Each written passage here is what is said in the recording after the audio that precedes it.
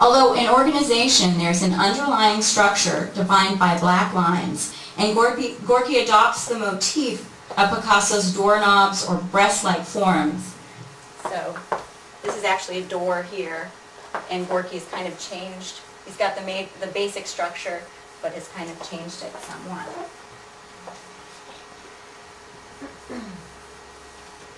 So each of these characteristics serves a different purpose in Gorky's work. He redistributes the motifs as points that accent and exploit the compositional structure of the painting because they connect the black line at intersection or endpoints. In turn, the black line in organization is less descriptive of objects than Picasso's. And on Picasso's you can see that there is a door, there seems to be almost a human figure on the left-hand side, and then a table here. And probably a bust there on the right. Whereas Gorky's done a lot more abstraction. Here's still the basic line of the table, but he's really changed that composition. This allowed him to transcend Picasso by extending more fully the language of abstraction. And in the retrospective, they dug out this preparatory drawing, which is actually Gorky's abstract rendition of a bicycle and bicycle gears. And they also want to point out the surface. Gorky worked and reworked this painting. And I always refer to this painting like that it's like frosting on a cake, because he really cuts back into it, and it's just wonderful. What he's also doing with the forms is he's organizing aesthetics. So that name, organization, is this way of organizing the aesthetics and kind of organizing the visual language, or basically redistributing or rethinking that visual language. And I discuss this a little bit more fully in the book as well. Perhaps because Gorky was from outside the culture in which he practiced art, he was uninhibited by the label master, which enabled him to evaluate and build upon how others worked. As with his own students, whose works Gorky often repainted instead of critiqued, Gorky looked at the composition, representation, and stylistic elements of others. This tendency relates both to his desire to connect with modernism and his need to form his own artistic identity, simultaneously accepting and denying a visual heritage because he had his heritage taken from him and still remained in exile. Along with this, as indicated by the preliminary drawing of the bicycle, Gorky was integrating his real world and present experience in America into his work as well.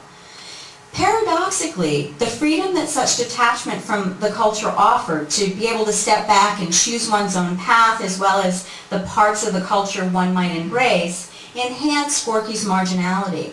For instance, as if to authenticate his displacement, Gorky had changed his name, of course, and he moved to New York, and he distanced himself from this old Armenian identity, and he created this new identity in America.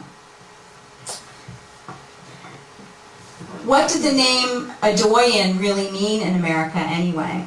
There was little left of Vostonig Adoyan. Many Armenian names, of course, which end in I-N or Y-N, generally mean of or from. But they also often designate an individual from a specific place or people. So this is a necessary, natural link to the culture. It's a direct correspondence of meaning. So in his home village of Adoyan, that would have had a certain cachet.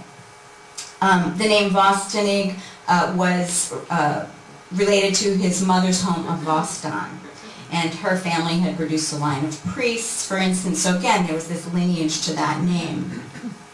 His first name also had already been replaced when he was a boy, where he was given the name of his paternal grandfather, Manuk. So there's this really interesting thing that was already going on with identity with him and with his heritage.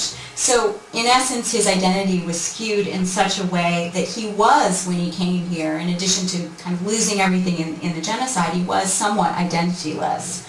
In addition to the fact that he was pursuing art rather than becoming or following a good Armenian, the path of a good Armenian who worked in a factory, which was one of the reasons why he became estranged from his stepbrother and from his father. And again, I have an expanded discussion of the name in an article and also in the book. So with his mother dead and estranged from his father, who he also blamed for his mother's death, because his father had basically abandoned them for such a long time, Gorky had to create for himself a legacy and an inheritance. He created a self for himself out of the history of art and by his practice of making art. Even his choice of another artist's surname from the writer Maxime Gorky, itself a pseudonym, redoubles signification of the name as an artistic creation. Gorky's identity then cannot be separated from his art. It's really made up out of it. But his art in turn was indissociable from his status as an exile, both denying and embracing it. As I've alluded to in Organization, he's picking up pieces of the Picasso and he's revising and moving on and doing other things. The irony here is that throughout his career, Gorky developed an artistic process that relied upon memory as a superstructure into which he spliced observations from his present experiences. And this is evident in a pretty rudimentary manner, pretty basic manner, in his work, Portrait of the Artist and His Mother, which you see on the left, and this is the Whitney version.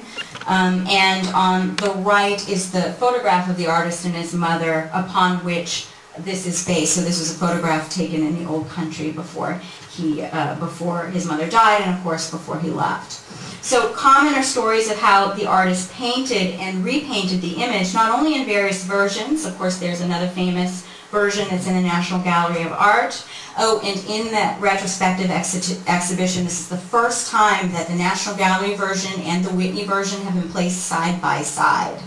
So it's fascinating. It was fascinating to me, since I had to make separate trips to New York to see it in conservation at the Whitney, and then separate trips to see it in storage at the National Gallery. So it's pretty amazing to be able to see them both together and compare them. So Gorky is believed to obsessively scrape down, rinsed in his bathtub, and work this image over and over in order to achieve a haunting and polished effect that he desired of the image. Or perhaps this action was a kind of incantation to resurrect his mother, at least visually in the painting, as if by engaging in the act of painting her, somehow brought her back to life, or it at least transported him back to that moment where he was standing beside her. Gorky moved in and out of time and memory, and in and out of using other images and artists as starting points for his painting. And in turn, in the 1930s, he started to relate some of his works to Armenia.